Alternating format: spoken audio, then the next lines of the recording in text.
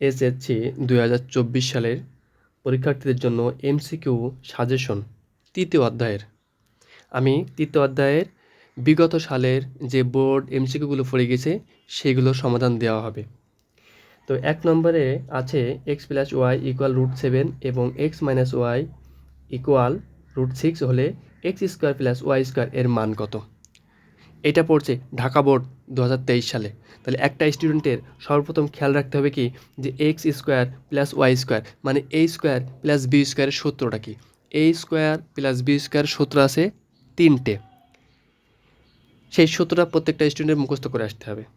এখানে যে সূত্রটা পড়বে সেটা আমি এখানে লিখে দিব যে a square plus B square যে সূত্রটা পড়বে সেটা half into a plus b whole square plus a minus b whole square, এই সূত্রটা এখানে পড়বে। তাহলে আমি কি লিখব প্রথমে যে x square plus Y square. তাহলে x square plus Y square এর সূত্রটা কী লিখেছি যে half into x plus y whole square plus x minus y whole square, এই সূত্রটার এখানে প্রয়োজন। এবং এবার আমি মান বসাই দেব, এখানে হাফ বসালাম ইন্টু এক্স প্লাস ওয়াইয়ের মান কি আছে √7, তাহলে এখানে আমি এই √7 বসালাম, এটা square plus x minus Y equal কি আছে √6 আছে, তাহলে এখানে আমি √6 বসালাম। বসানোর পরে এর মাথায় কি আছে স্কোয়ার বসাই দিলাম,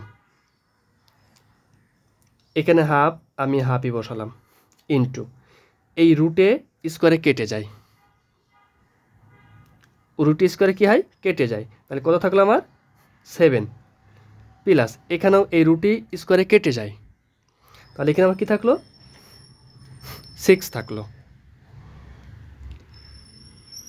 এবার ফার্স্ট ব্র্যাকেট এখানে হাফ ইন্টু 7 আর 6 কত হয় 13 হয়, এটা এমনি গুণ হয় আর গুণ 13কে কত 13, নিচে কত বসবে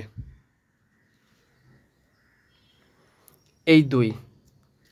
এবার দেখব যে আমার অপশনে যদি এটাই অ্যান্সার থাকে তাহলে আমি এটাই অ্যান্সার লিখে দিব, আর যদি আমাকে পূর্ণ সংখ্যা আকারে থাকে তাহলে সেই পূর্ণ সংখ্যা আমি ভেঙে দিব। তাহলে কত আছে 13 কত 2, তাহলে এটাকে আমি ভাগ করব, এটাই অ্যান্সার আছে ঢাকা বোর্ডে যে 13/2 আছে।